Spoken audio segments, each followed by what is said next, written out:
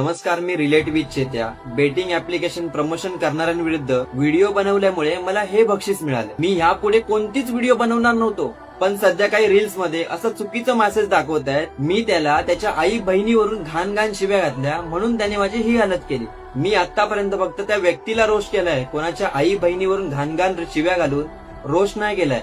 पण हा, त्या व्यक्तीच्या सांगण्यावरून 3 लोकांनी मला आईवरून घाण घाण शिव्या घातल्या होत्या. रील बनवून त्या रील त्या व्यक्तीने स्टोरीला टाकून त्यांचं प्रमोशन केलं.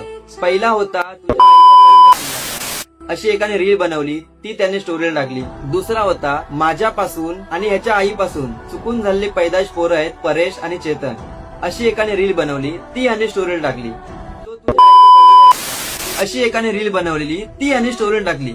आई बहिणीवरून शिव्या मी नाही कोणाला घातल्या, पण ज्या लोकांनी घातल्या ना त्यांच्या शिव्यांच्या रील्स याने स्वतःच्या स्टोरीला टाकून प्रमोशन केलंय. आणि राहिला प्रश्न माझ्या रोस्टिंगचा, तर मी त्याच लोकांना रोस्ट करतो जे लोकांना चुकीचा इन्फ्लुएन्स करतात, जसं बेटिंग ऍप्लिकेशन झाले. आणि सोशल मीडिया जो आहे ना, हा स्कूल कॉलेज सारखा असतो. जर तुम्ही इथे चुकलात ना तर तुम्हाला लोक रोस्ट करणार, तुम्ही चांगलं केलं तुम्हाला सपोर्ट करणार.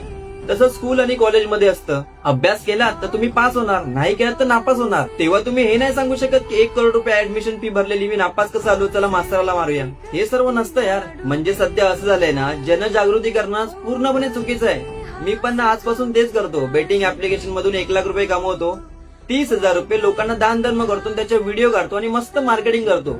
त्याला दान धर्म नाही बोलत, त्याला बोलतात सिंपत्तीची मार्केटिंग करणं. आज जवळजवळ मला वाटतं 15 दिवस झाले. माझा डोळा बघा अजून पूर्णपणे लाल आहे, तो रिकवर झाला नाहीये. हे लिप्स पूर्णपणे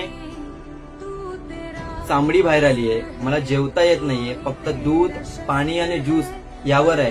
प्रॉपर मसल मास घेऊन फिरणारा मी, जिम वाला पोरगा, पूर्ण कुपोषित वाटतोय मी.